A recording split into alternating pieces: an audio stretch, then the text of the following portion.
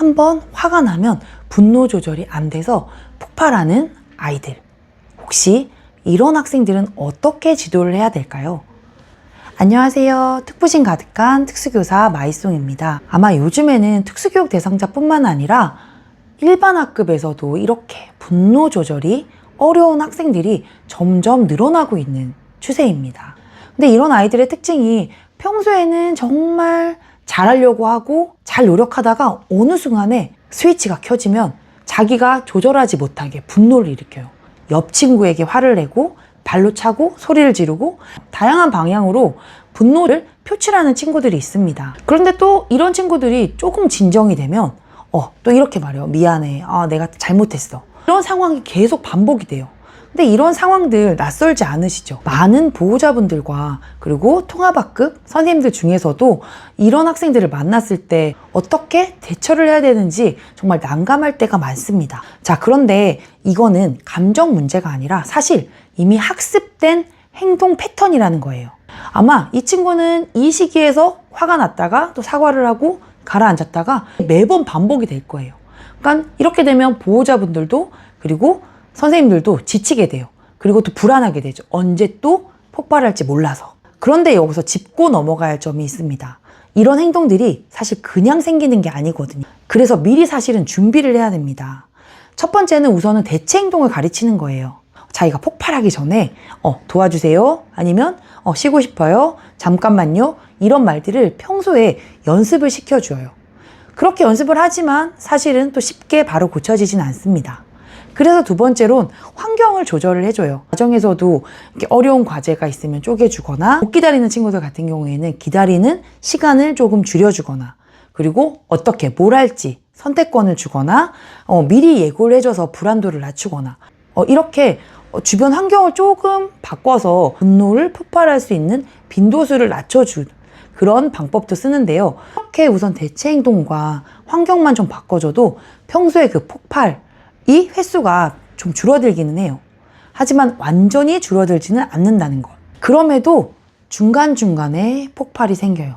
가정에서도 잘 있다가 마트에 갔는데 또 어느 거에 자기가 화가 난 게 있어서 화를 내고 주변의 상황 고려하지 않고 교실에서도 마찬가지예요. 이렇게 폭발을 했을 때는 사실 이미 터졌어요. 대체 행동을 가르쳐 주거나 환경을 조절할 수 없는 이미 터진 상황에서 어떻게 해야 할까요? 이미 이렇게 폭발이 됐을 때는 누구의 이야기나 그것도 보이지가 않습니다. 그런데 이때는 핵심은 단 하나예요. 이 폭발이 통하지 않게 만들어야 합니다. 당장 이 아이를 조용하게 만드는 게 아니라 이 폭발이라는 방법 자체를 쓸모없게 만들어야 돼요. 자, 1단계 전조현상이 보여요. 화를 내는 친구들은 전조현상이 슬슬 보이기 시작을 하는데 이제 폭발이 시작을 해요. 자, 아이가 화를 내기 시작을 하면 설명하지 마세요. 설득도 하지 마세요. 사실 이건 아무 의미가 없습니다. 오히려 이런 설득과 설명들이 이 아이를 더 분노하게 만들어요. 그냥 이렇게만 말해주세요. 지금 소리 지르는 시간 아니야. 조용해지면 다시 이야기해. 그리고 멈추세요. 교실에서 지금 이미 발로 차고 화를 내고 지금 자기도 컨트롤할 수 없게 폭발을 했어요. 근데 여기서 누구야? 뭐뭐 하면 안 되지? 어떻게 하면 안 되지? 이렇게 설득을 하는 것보다는 자, 지금은 소리 지르는 시간 아니야. 자, 마음이 가라앉으면 이야기해. 조용해지면 이야기해. 이렇게까지만 얘기하고 일단 멈추세요. 자, 그러면 2단계로 점점 아이는 더 폭발을 합니다. 원했던 분위기가 아니에요. 더 이상 나중에 얘기하자. 거부당했거든요. 아이는 더 크게 소리를 지르고 어쩌면 도와주세요, 살려주세요 하면서 더 자극시키는 말을 할 거예요. 이때 이렇게 반복만 해주세요. 조용해지면 도와줄게. 조용해지면 이야기할게. 이 문장 하나로 끝까지 가셔야 합니다. 그런데 그렇게 말했을 때 쉽게 멈추는 학생은 거의 없습니다. 그렇기 때문에 우리가 이런 고민을 하게 되는 거잖아요. 자, 3단계로 이제 점점 폭발 시간이 길어질 건데 이것을 끊어줘야겠죠. 그런데 조용히 기다려 라는 말은 아이에게는 너무 추상적인 개념입니다. 그래서 저는 타이머를 추천해 드립니다. 아이에게 이 타이머 끝날 때까지 조용히 앉아 있으면 도와줄게. 한 3분에서 5분 정도를 타이머를 잡고 아이가 볼 수 있도록 설정을 해주세요. 그러면 분명히 이 아이가 이걸 들을까요? 아니죠. 처음에는 거부하고 더 화를 낼 거예요.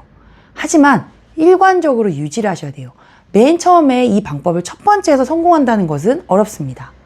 저 역시도 어렵습니다. 이 분노가 나올 때마다 이 행동을 계속 반복을 해주세요. 아마 처음에는 길어질 거예요. 저 같은 경우에는 처음에는 타이머를 5분을 했지만 5분 동안 진정하지 못하고 계속 더 화를 내는 친구에게는 1분씩 늘릴 수밖에 없었어요. 경고를 하고 1분 늘리고. 근데 이게 정말 서로에게 좀 힘든 일이긴 합니다. 근데 이게 처음에 한번 내가 이거는 무조건 네가 분노를 했을 때 이 타이머를 꼭 지켜야지 내가 도와준다 라는 개념만 익히면 아이들은 나중에 생각을 하게 됩니다. 그렇게 4단계로 정말 실랑이를 하다 보면 이 타이머를 보면서 진정을 하게 돼요. 근데 이 타이머로 진정을 하는 게 아니라 시간이 지나면 사실 진정이 돼요. 이 분노가 잦은 친구들은 자주 분노를 일으키고 또 분노가 금방 또 사그라들긴 하거든요. 그렇게 아이가 조금 진정되면 마치 언제 그랬냐는 듯이 또 사과를 하거나 슬 다가와서 이야기를 해요. 아무렇지도 않게. 근데 이때 이걸 바로 받아주시면 안 됩니다. 조금 기다렸다가 이렇게 말해주세요. 지금처럼 조용히 하면 나는 도와줄 수 있어. 지금처럼 조용히 하면 앞으로 도와줄 수 있어. 그렇게 되면 대개 아이들이 네 하고 순정적으로 말할까요? 아니요. 미안하다고 했잖아. 내가 미안하잖아요. 이렇게 말하는 친구들이 있어요. 이거는 자기의 자존심이에요. 본인도 이 분노 조절을 스스로 못하기 때문에 분노를 폭발하고 감정이 또 사그라들었을 때 민망한 감도 있거든요. 근데 이게 계속 반복이 되면 학습이 되기 때문에 이것을 우리가 고쳐줘야 되기 때문에 그렇다 그래서 그래 안아주고 그래 이제 다신 그러지 마 이렇게 되면 또 상황이 반복이 돼요. 우선은 아이가 다가왔을 때 감정은 받아주세요. 감정은 받아주되 결과는 유지해야 합니다. 자, 그래서 6단계로는 이제 행동 후 종료를 해야겠죠.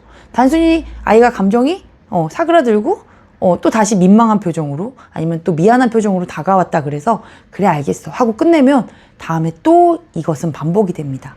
종료를 시켜주셔야 돼요. 자, 반드시 하나는 하게 해주셔야 돼요. 자, 이렇게 하고 머쓱한 상황이 됐을 때 자리를 정리하게 하거나 아니면 뭐 때문에 만약에 뭐 문제를 풀으려고 했을 때 이 문제로 인해서 분노가 폭발이 됐으면 이제 타이머 후 안정이 됐을 때 쉬운 문제라도 아니면 문제 한 개는 꼭 풀게 하거나 이 원인을 제공했던 것을 조금이라도 난이도를 낮춰서 꼭 마무리를 짓게 해주세요. 그러면 이 아이가 조금 진정이 됐기 때문에 이전의 과제를 완벽히는 못해도 난이도를 조금 낮춰서 하는 흉내라도 하게 만드세요. 그리고 나면 그래 이제 됐어 이렇게 끝내는 게 여기까지가 끝입니다. 이때는 이 아이가 어떤 행동을 해도 과하게 웃지 마시고 그리고 길게 말하지 마세요. 네가 어떻게 했기 때문에 내가 이런 말도 아무 의미가 없습니다. 그리고 내 마음이 어땠어 라고 감정을 길게 설명하지 않으셔도 돼요. 이렇게 담백하게 종료를 하셔야 돼요. 이 아이가 감정을 쏟는다 그래서 나도 속상하고 나도 뭔가를 해야겠다 싶어서 감정을 같이 쏟아버리면 이 아이의 분노에 기름을 붓는 격이에요. 오히려 아이는 자극을 받게 되고 강화를 받게 됩니다. 그렇기 때문에 이 상황이 종료되기 전까지 담백하게 말은 길지 않게 그렇게 꼭 기억해 주셔야 합니다. 그리고 난 뒤에 이 행동이 끝났을 때 꼭 해야 될 것은 그렇죠. 이런 행동이 대신할 수 있는 대체 행동을 꼭 가르쳐 주세요. 이것은 아이가 이제 감정이 다 진정되었을 때 이야기를 한번 해주세요. 그렇게 계속 이게 반복이 되다 보면 아이가 느껴질 거예요. 내가 어떤 상황에서 이 화를 어떻게 다스려야 내가 편한지를 알게 됩니다. 그게 교육이고 학습이고 연습이에요. 그렇게 계속 하다 보면 처음에는 이게 될까 했던 것들도 정말 신기하게 달라집니다. 그게 저는 경험을 했기 때문에 여러분들에게 꼭 권해드리는 것이고 사실 이 방법이 하루 만에 달라지진 않습니다. 어떤 친구는 6개월이 걸릴 수도 있고 1년 아니면 몇 년이 걸릴 수도 있어요. 하지만 처음에는 오히려 더 심해질 수도 있습니다. 더 크게 소리 지르고 자기가 이기려고 더 반항하고 더 오래 버틸 수 있어요.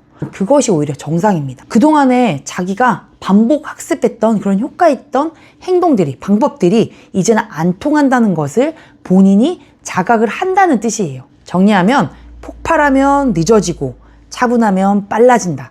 이것을 아이에게 학습시켜 주세요. 이 구조만 아이가 익히면 행동은 반드시 바뀝니다. 우리 아이들은 절대 나쁜 아이들이 아닙니다. 단지 어떤 행동, 이 폭발 행동이 효과적이었다는 것을 이미 배웠던 아이들입니다. 그래서 우리가 이제 해야 될 것은 하나입니다.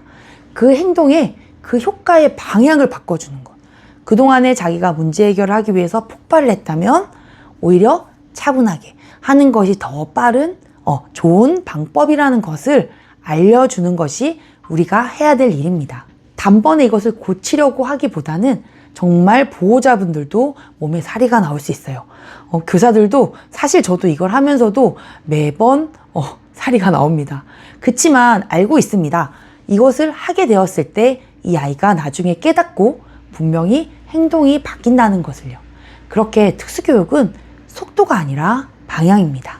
오늘은 여기까지입니다. 저는 특부심 가득한 특수교사 마이송이었습니다. 안녕.